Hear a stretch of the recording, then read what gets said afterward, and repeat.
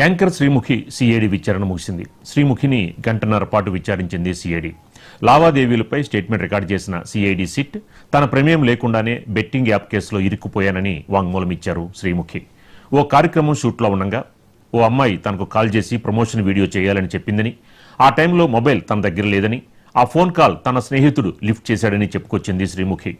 ఆ కాల్ తర్వాత ఒక స్క్రిప్ట్ పంపించారని, అదే స్క్రిప్ట్ చదివానంటూ సిఐడి ముందు వాంగ్మూలం ఇచ్చినట్లు తెలుస్తోంది.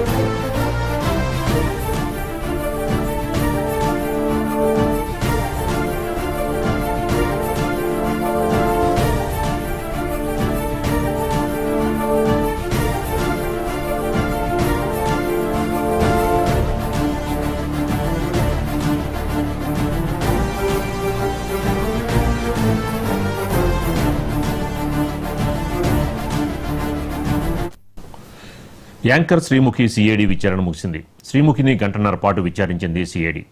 లావాదేవీలపై స్టేట్మెంట్ రికార్డు చేసిన సిఐడి సిట్ తన ప్రమేయం లేకుండానే బెట్టింగ్ యాప్ కేసులో ఇరుక్కుపోయానని వాంగ్మూలం ఇచ్చారు శ్రీముఖి. ఓ కార్యక్రమం షూట్లో ఉండగా ఓ అమ్మాయి తనకు కాల్ చేసి ప్రమోషన్ వీడియో చేయాలని చెప్పిందని, ఆ టైంలో మొబైల్ తన దగ్గర లేదని, ఆ ఫోన్ కాల్ తన స్నేహితుడు లిఫ్ట్ చేశాడని చెప్పుకొచ్చింది శ్రీముఖి. ఆ కాల్ తర్వాత ఒక స్క్రిప్ట్ పంపించారని, అదే స్క్రిప్ట్ చదివానంటూ సిఐడి ముందు వాంగ్మూలం ఇచ్చినట్లు తెలుస్తోంది.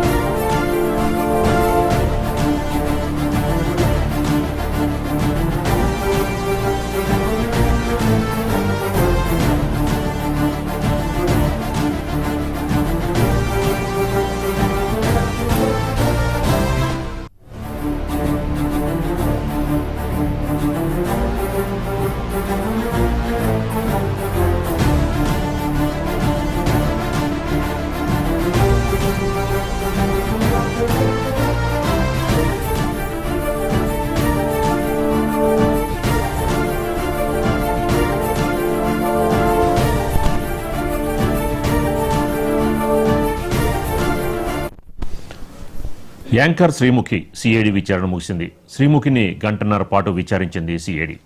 ఇదే అంశానికి సంబంధించి మనకి మరింత సమాచారం మా క్రైమ్ బ్యూరో దుర్గేష్ అందిస్తారు. దుర్గేష్, ఏంటి మొత్తానికి సెలబ్రిటీస్ అందరూ కూడా విచారిస్తున్నారు కానీ ఎక్కడా యాక్షన్స్ అనేది కనబట్టలేదు. దుర్గేష్, అంటే దేశవ్యాప్తంగా సంచలనం రేపినటువంటి బెట్టింగ్ యాప్స్ ప్రమోటర్స్ ఎవరైతే ఉన్నారో ఇప్పుడు తెలంగాణ చూసుకుంటే 29 మంది పైన కేసులు నమోదు చేసినటువంటి తెలంగాణ పోలీసులు. అదేవిధంగా ఒక్కొక్కరికి కూడా విచారిస్తున్న పరిస్థితి ఉన్నాం. ఇప్పుడు మనం చూసినట్టయితే ఇవాళ వచ్చిందంటే మాత్రం ముగ్గురికి మాత్రమే నోటీసులు జారీ చేసినట్టులో ముగ్గురు రావడం జరిగింది. ఇప్పుడు ఇవాళ మన యాంకర్గా పనిచేస్తున్నటువంటి శ్రీముఖి రావడం జరిగింది, నిధి అగర్వాల్తో పాటు కూడా అమృత చౌదరి, ఈ ముగ్గురు కూడా ఈ రోజు సిఐడి ముందు హాజరు కావడం జరిగింది. వీళ్ళు దాదాపుగా గంట నుంచి 2 గంటల పాటు ముగ్గురిని కూడా విడివిడిగా విచారించినటువంటి పరిస్థితి, వాళ్ళ దగ్గర ఉన్నటువంటి స్టేట్మెంట్ అన్నిటి కూడా తీసుకురమ్మని చెప్పిన నేపథ్యంలోనే వాళ్ళకి సంబంధించినటువంటి బ్యాంక్ స్టేట్మెంట్స్ అన్ని కూడా ఈ ప్రమోట్ చేసినటువంటి యాప్స్ ఏదైతే ఉన్నాయో ఎవరి ద్వారా మీరే ప్రమోట్ చేస్తారు, ఏ రూపంలో మీరు చేశారు, డబ్బు నగదు రూపంలో తీసుకున్నారా, ఆన్లైన్లో తీసుకున్నారా, ఏ రూపంలో తీసుకున్నారు, ఈ బెట్టింగ్ యాప్స్ అన్నిటికి ఉన్న అగ్రిమెంట్ ఏంది, ఎన్ని రోజులు అగ్రిమెంట్ చేసుకున్నారు, ఎక్కడ అగ్రిమెంట్ చేసుకున్నారు అనే దానిపైన పూర్తిగా సిఐడి అధికారులు పూర్తిగా అయినటువంటి పరిస్థితి మనకు కనిపిస్తాం. ఎందుకంటే ఆల్రెడీ గతంలో కూడా చూసినట్టయితే లోకల్ పోలీసు కూడా విచారించడం జరిగింది. బ్యాంక్ స్టేట్మెంట్ అనేది కూడా అక్కడ నుంచి డైరెక్ట్గా సెట్ ఏదైతే ఉన్నదో స్పెషల్గా టీం ఏర్పాటు చేసి సిఐడి అధికారులకు అప్పగించడంతోనే కూడా పోలీసు అధికారులు కూడా విచారణ చేస్తున్నటువంటి పరిస్థితి ఉన్నది. ఎందుకంటే ఆల్రెడీ కూడా ఇప్పుడు ఈ కేసు అంతా కూడా సీరియస్గా తీసుకుని చెప్పుకోవచ్చు. ఎందుకంటే సిఐడి కూడా ఈ యొక్క దర్యాప్తు వేగవంతం చేసిందని చెప్పాలి. ఎందుకంటే ఆల్రెడీ ఒక బెట్టింగ్ యాప్స్ వలన చాలా మంది కూడా డబ్బులు పెట్టి వస్తాయని ఆశతోని అప్పులు చేసి అప్పుల పాలై అప్పులు తీర్చలేక ఆత్మహత్యలకు పాల్పడ్డటువంటి పరిస్థితి మనం చూసాము. అదేవిధంగా దాంట్లో పోలీసులు కూడా ఉన్నారు, బ్యాంక్ ఎంప్లాయీలు ఉన్నారు, సాఫ్ట్వేర్ ఎంప్లాయీస్ ఉన్నారు, ప్రతి ఒక్కరు అగ్రికల్చర్ వాళ్ళు చేసుకున్న వాళ్ళు కూడా, కూలి పని చేసుకున్న వాళ్ళు ఉన్నారు, ప్రతి ఒక్కరు కూడా ఈ బెట్టింగ్ యాప్స్లో డబ్బులు కోల్పోయి పెట్టి మానసికంగా ఇబ్బందులకు గురై చనిపోయిన ఆత్మహత్యలకు పాల్పడే పరిస్థితిలో కూడా కుటుంబాలు కూడా చిన్న భిన్నమైనటువంటి పరిస్థితి అనేకంగా చూసినటువంటి పరిస్థితి చాలా కుటుంబాలలో కూడా. కనుక తెలంగాణ రాష్ట్ర ప్రభుత్వం సీరియస్గా తీసుకున్నటువంటి నేపథ్యంలోనే కేసు కూడా దర్యాప్తు వేగవంతం చేయాలి. ఎవరైతే ప్రమోట్ చేస్తున్నారో వాళ్ళ మీద క్రిమినల్ యాక్షన్ తీసుకుంటామని చెప్పి క్లియర్గా చెప్పినటువంటి పరిస్థితి. కనుక ఇప్పటికే ఈడీ కూడా ఎంటర్ అయినటువంటి పరిస్థితి ఉన్నది.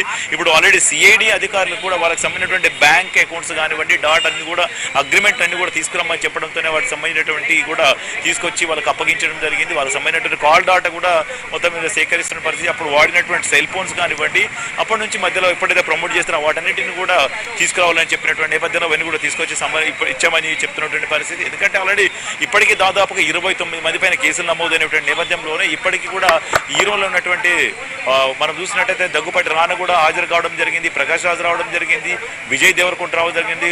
వైఎస్ఆర్ సిపికి సంబంధించినటువంటి అధికార ప్రతినిధిగా ఉన్నటువంటి శ్యామల కూడా ప్రమోట్ చేసినటువంటి నేపథ్యంలోనే ఆమె కూడా నోటీసులు జారీ చేశారు. ఆమె కూడా ఇక్కడ ఆల్రెడీ సిఐడి ముందు హాజరై ఆమెకు సంబంధించినటువంటి సమాచారం కూడా ఇచ్చిపోయినట్టు కూడా తెలుస్తున్నటువంటి పరిస్థితి ఉన్నది. ఎందుకంటే ఆల్రెడీ కొద్దిసేపు మాట్లాడినప్పుడు కూడా శ్యామల కూడా వచ్చింది. శ్యామల కూడా వైఎస్ఆర్ సిపికి చెందినటువంటి శ్యామల కూడా ప్రమోట్ చేసినటువంటి దాంట్లో కూడా చాలా మంది మోసపోయినటువంటి పరిస్థితి. ఇప్పుడు మళ్ళీ తిరిగి నేను చేసింది తప్పు అని ఒప్పుకుంటున్నటువంటి పరిస్థితి ఉన్నది. ఇదే కనుక వాళ్ళు గతంలో కనుక ఈ ప్రమోట్ కనుక చెయ్యకపోయి ఉంటే చాలా మంది ఇలా బెట్టింగ్లకు పెట్టుకునే వాళ్ళు కాదు, పాల్పడే వాళ్ళు కాదు, మోసపోయే వాళ్ళు కాదు అని కూడా స్పష్టంగా చెప్పవచ్చు. ఎందుకంటే వీళ్ళు బెట్టింగ్లకు ప్రమోట్ చేసిన నేపథ్యంలోనే చాలా మంది చనిపోయినటువంటి పరిస్థితి ఉన్నాయి. చాలా మంది కూడా అప్పుల పాలైనప్పటికీ కూడా ఇప్పటికి కూడా కొంతమంది అప్పులు కట్టలేక తీర్చలేక చాలా ఇబ్బందులు పడుతున్నటువంటి పరిస్థితి మనం చూస్తున్నాం. ఎందుకంటే ఈ బెట్టింగ్ యాప్స్ అనేది ఎంత సివియర్గా ఉందో మనం చూడవచ్చు. ఎందుకంటే ఇక్కడే కాదు, తెలుగు రాష్ట్రాలే కాకుండా మహారాష్ట్ర, ఢిల్లీ, బెంగళూరు, తమిళనాడు, కర్ణాటక, బీహార్ ఎక్కడైనా కానీ ఈ దేశవ్యాప్తంగా ఈ యొక్క బెట్టింగ్ యాప్స్ కూడా ప్రమోట్ చేసినటువంటి చాలా మంది పేరుగాంచినటువంటి హీరోలు కానీ ఇన్స్టాగ్రామ్స్ ఉన్నటువంటి సోషల్ మీడియా యాక్టివిటీ ఉన్న వాళ్ళు కానివ్వండి, యూట్యూబర్స్ కానివ్వండి, అందరు కానీ ఎవరైతే నేమివ్వండి మొత్తం చాలా మంది కూడా వీళ్ళకు నమ్ముకొని వీళ్ళ బెట్టింగ్ యాప్స్లో డబ్బులు పెట్టినటువంటి నేపథ్యంలో చాలా మంది మోసపోయినటువంటి పరిస్థితి మనం చూడవచ్చు. ఎందుకంటే ప్రస్తుతానికి అయితే ఇక్కడ సిఐడి దగ్గర కేసు అయితే దర్యాప్తు మాత్రం వేగవంతంగా జరుగుతున్నదని చెప్పవచ్చు. ఎందుకంటే సిఐడి అధికారులు ఒక్కొక్కరిని అంటే ఒక్కొక్క రోజు ఇద్దరిని పిలుస్తున్నటువంటి పరిస్థితి. రేపు కూడా ఇక్కడ కొంతమంది వచ్చే అవకాశాలు కనిపిస్తున్నటువంటి పరిస్థితి ఉన్నది. ఎందుకంటే ఒక సిఐడి అధికారులు మనం చూసినట్టయితే ఇక్కడ ఏదో మనం చూడొచ్చు. ఇక్కడ మొత్తం ఇక్కడ చూడ ఇక్కడనే సిఐడి ఆఫీస్, ఇదే మనం తెలంగాణ రాష్ట్రం చెందినటువంటి సిఐడి ఆఫీస్. ఇక్కడే స్పెషల్ టీం ఉన్నటువంటి సిట్ ఏదైతే ఉన్నదో నేను దర్యాప్తు బెట్టింగ్ యాప్స్కి సంబంధించినటువంటి కేసును అంతా కూడా దర్యాప్తు చేస్తున్నటువంటి సంస్థ ఇక్కడ ఉన్నటువంటి పరిస్థితి. ప్రతి ఒక్కరు కూడా బెట్టింగ్ యాప్స్లో పాల్పడ్డటువంటి నిందితులుగా ఉన్నట్టు ఆరోపణలు ఎదుర్కొంటున్న వాటి అందరూ కూడా ఇక్కడికి రావాల్సిన పరిస్థితి. ఇప్పటికి దాదాపు 29 మందిలో దాదాపు 12 మంది వరకు విచారించినట్టు కూడా తెలుస్తున్న పరిస్థితి. మిగతా వారు కూడా ఒక విడతల వైజ్గా వాళ్ళకు ఉన్నటువంటి టైము బాండ్ చూసుకొని వీళ్ళు సమాచారం ఇచ్చి మారి వస్తున్నటువంటి పరిస్థితి. రేపు కూడా కొంతమంది వస్తున్నటువంటి కూడా తెలుస్తూ ఉన్నటువంటి పరిస్థితి. బెట్టింగ్ యాప్స్ వల్లనే చాలా మంది లాస్ అయినటువంటి పరిస్థితి రామరాజు. ఎందుకంటే ఆల్రెడీ బెట్టింగ్ యాప్స్ వల్ల చాలా మందికి తెలియక డబ్బులు వస్తాయని ఆశతో చాలా మంది కూడా అప్పులు చేసి ఇంట్లో ఇన్వెస్ట్ పరిస్థితి ఉన్నది రామరాజు. ఎందుకంటే ఆల్రెడీ చాలా మంది కొంతమంది కూడా అప్పులు చేసి చిట్టీలు ఎత్తి యా దుర్గేష్, అంటే ఇప్పుడు ఏదైతే విచారానికి పిలుస్తున్నారో సెలబ్రిటీస్ ని, యాంకర్స్ ని, కానీ వీళ్ళు తెలియక చేశాము, తప్పైంది, క్షమించండి అంటున్నారు కాబట్టి వీళ్ళని వదిలివేసే ప్రసక్తి ఉంటుందా? కానీ మరో పక్కన ఐబొమ్మ సంబంధించి అతను ఆ యొక్క సినిమాల్లో బెట్టింగ్ యాప్స్ ప్రమోట్ చేశారని చెప్పి అతను వెంటనే అరెస్ట్ చేసి లోపలేయడం జరిగింది. కానీ యాంకర్స్ వల్ల మరి చాలా కుటుంబాలు కూడా బెట్టింగ్ యాప్స్ ప్రమోషన్ లో భాగంగా చాలా కుటుంబాలు ప్రమాదంలో పడ్డాయి. మరి వీళ్ళని ఏంటి విచారించి వదిలేస్తారా, లేదా వీళ్ళకి కూడా శిక్ష పడే అవకాశం ఉంటుందా? ఖచ్చితంగా, ఎందుకంటే ఈ బెట్టింగ్ యాప్స్ కు ప్రమోట్ చేసినటువంటి నేపథ్యంలోనే ఆల్రెడీ తర్వాత వీళ్ళు తప్పైంది తెలుసుకున్నాము అని చెప్పేసి, మేము తెలియక చేశామని చెప్పేసి వీళ్ళు చెప్తున్నటువంటి పరిస్థితి ఉన్నది. కనుక వీళ్ళ వలన చాలా మంది చనిపోయినటువంటి పరిస్థితి మనం చూసాము. కనుక వీళ్ళ పైన కూడా ఉండేటువంటి చట్టములో చర్యలు తీసుకున్నటువంటి వేరుంటాయి, ఐబొమ్మకు రవికి సంబంధించినటువంటి చట్టాలు వేరుంటాయి. అంటే ఐబొమ్మకు రవి ఎవరైతే బెట్టింగ్ యాప్స్ పెట్టాడో, ఐబొమ్మ పేరు కానీ బప్పం పేరు మీద ఉన్న సినిమాలలో వస్తున్నటువంటి యాడ్స్ ఏదైతే వస్తున్నాయో ఆ బెట్టింగ్ అమౌంట్ అంతా కూడా బప్పం రవికి సంబంధించినటువంటి అకౌంట్లకు వెళ్ళినటువంటి పరిస్థితి. కనుక తను ఆల్రెడీ తన ప్రధాన సూత్రధారి అండ్ తను కూడా ఎక్కువగా లాభం పొందినట్టు కనుక అతని మీద యాక్షన్ ఎక్కువ ఉంటుంది. వీళ్ళు కేవలం ప్రమోట్ చేశారు కనుక వీళ్ళకు ఉన్నటువంటి చర్యలు వీళ్ళకు ఉంటాయి, అతనికి ఉన్నటువంటి చర్యలు అతనికి ఉంటాయి యాక్షన్. ఎందుకంటే ఆల్రెడీ తను ఓనర్ గా భావించవచ్చు. ఎందుకంటే తను ఒక బెట్టింగ్ యాప్స్ ఏదైతున్నాయో తను ప్రమోట్ చేస్తున్నటువంటి వాళ్ళు ఇటువంటి వాళ్ళు ప్రమోట్ చేయడం వల్లనే ఆ అమౌంట్ అంతా కూడా డైరెక్ట్ గా బప్పం రావు ఇలాంటి వాళ్ళ అకౌంట్కి వెళ్ళినటువంటి పరిస్థితి. ఆ సినిమాలో చూస్తున్న తనంలో వచ్చినటువంటి బెట్టింగ్ యాప్స్ వల్లనే అమౌంట్ అంతా పెట్టినట్టు ఎవరైతే ఉన్నారో నష్టపోయారు వాళ్ళ అమౌంట్ అంతా కూడా అకౌంట్లకు రవి అకౌంట్లకు వెళ్ళినటువంటి పరిస్థితి. రవి అకౌంట్లకు వెళితే రవి అకౌంట్ ద్వారానే పోలీసులు పట్టుకోవడం జరిగింది. కనుక వీళ్ళు ప్రమోటర్స్ ఉన్నారో వీళ్ళకి అకౌంట్లకు అమౌంట్ ఎంత ఇచ్చిందంతా కూడా బెట్టింగ్ యాప్ ఓనర్స్ ఎవరైతే ప్రమోట్ చేయాలని ఇచ్చారో దాంట్లో అగ్రిమెంట్ చేసుకున్నటువంటి కూడా ఏదైతే ఉన్నో దానికోసం పిలవడం జరిగింది. అసలు ఆ బెట్టింగ్ యాప్స్ ఇక్కడ మన రాష్ట్రంలో బ్యాన్ ఉంది. అసలు బెట్టింగ్ యాప్స్ విదేశాలకు సంబంధించినటువంటి బెట్టింగ్ యాప్స్, ఈ అమౌంట్ అంతా విదేశాలకు సంబంధించినటువంటి అమౌంట్ కనుక పోతున్నది అంటే మీకు ఎంత లాభం ఇచ్చారు, అంటే దీంట్లో ఎంత లాభం చెందింది, ఎన్ని కోట్ల రూపాయలు మీరు తీసుకున్నారు, దీని వలన ఎంతమంది లాస్ అయ్యారు అన్న దానిపైన కూడా వీళ్ళు అడుగుతున్నటువంటి పరిస్థితి ఉన్నది రామరాజు. ఎందుకంటే వీళ్ళు సపరేట్ గా వీళ్ళు బెట్టింగ్ యాప్స్ ప్రమోట్ చేసినందుకు వీరు, ఆ బెట్టింగ్ యాప్స్ రవి మాత్రం డైరెక్ట్ గా అమౌంట్ తన అకౌంట్కి వెళ్ళిందని పోలీసులు తేల్చడం జరిగింది. ఆ బెట్టింగ్ యాప్స్ కి వచ్చే డబ్బంతా కూడా రవికి సంబంధించినటువంటి రవికి సంబంధించినటువంటి అకౌంట్స్ ఏదైతే ఉన్నాయో దాదాపుగా 30 నుంచి 40 వరకు ఉన్నటువంటి అకౌంట్లకు ఆ అమౌంట్ డైరెక్ట్ గా వాళ్ళ అకౌంట్లోకి వెళ్ళిపోయింది. వీళ్ళకి సంబంధించింది ఏదైతే ఉన్నదో ఈ బెట్టింగ్ యాప్స్ వీళ్ళు ప్రమోట్ చేసినందుకు వీళ్ళకి ఇంత పర్సెంటేజ్ అమౌంట్ అంతా వీళ్ళకి ఇచ్చినటువంటి పరిస్థితి. దానికి ఎంత తీసుకున్నారు, ఈ బెట్టింగ్ యాప్స్ అసలు కరెక్ట్ గా కాదా, వీళ్ళు ఇల్లీగల్ గా ఉందా లీగల్ గా ఉందా, అది మరి ఎవరితో లీగల్ అడ్వైస్ తీసుకొని వీళ్ళు యాక్టింగ్ చేశారా, ప్రమోట్ చేశారా లేదా అనేది కూడా వీళ్ళు సిఐడి అధికారులు అడుగుతున్న పరిస్థితి. ఒకవేళ ఇక్కడ ఇల్లీగల్ గా ఉంది, ఇక్కడ నడవడానికి లేదు, ప్రమోట్ చేయడానికి చట్టవిరుద్ధమైన చర్య కనుక దానిపైన కూడా అడుగుతున్నటువంటి పరిస్థితి. ఎందుకంటే ఇక్కడ చేయలేదు, దానివల్ల లాస్ అవుతున్న పరిస్థితి. మరి ఎట్లా ఎవరు అడ్వైస్ తీసుకొని చేశారు, మరి మీకు ఎంత అమౌంట్ పుట్టింది, అమౌంట్ నగదు రూపంలో తీసుకున్నారా, ఎంత అమౌంట్ తీసుకున్నారు, ఇక్కడ బెట్టింగ్లకు సంబంధించినటువంటి ఏ బెట్టింగ్ లో మీరు పాల్పడ్డారు, ఎన్ని సందర్భాల్లో మీకు అమౌంట్ లావాదేవీలు మీ అకౌంట్లకు బెట్టింగ్ యాప్స్ నుంచి వచ్చాయి. ఎందుకంటే బెట్టింగ్ అంతా కూడా ఈ అమౌంట్ అంతా కూడా కోట్ల రూపాయలు, 100 కోట్ల రూపాయలు అంతా బెట్టింగ్స్ లో జరిగినాయి కనుక ఆ బెట్టింగ్ యాప్స్ నుంచి కూడా వీళ్ళకి ప్రమోట్ చేసిన వాళ్ళకు పర్సెంటేజ్ రూపంలో వచ్చిందా, ఎంత పర్సెంటేజ్ తీసుకున్నారు, అంటే మీకు ఎన్ని కోట్ల రూపాయలు మీకు ముట్టినాయి, కేవలము ఈ బెట్టింగ్ యాప్స్ నుంచి వచ్చేటువంటి డబ్బంతా మీ అకౌంట్కి ఎన్ని సందర్భాలు వచ్చింది, ఎన్ని విడతల వైజ్గా వచ్చిందా, లేకుంటే నగదు రూపంలో తీసుకున్నారా, లేకుంటే గిఫ్ట్ రూపంలో తీసుకున్నారా, ఏ రూపంలో మీకు ఎంత వరకు మీకు లబ్ధి పొందారు అన్న దానిపైన సిఐడి అధికారులు వాళ్ళని ప్రశ్నించడం జరిగింది. దానికి సంబంధించింది ఏమేమి వీళ్ళు చెప్పారు, ఎంత లాభం పొందారు అనేది చెప్తే మాత్రం దాని ఫర్దర్ ఇన్వెస్టిగేషన్ ఉండబోతుందని కూడా చెప్పారు శివరామరాజు. ఎందుకంటే మళ్ళీ కొంతమందికి ఎవరైతే ఇంకా మిగిలి ఉన్నారో వాళ్ళకు కూడా ఖచ్చితంగా నోటీసులు తీసుకున్నారు, వాళ్ళు కూడా ఫర్దర్ గా 1 by 1 వచ్చేటట్టు మనకు సమాచారం ఉంది. Right, thank you Durgesh.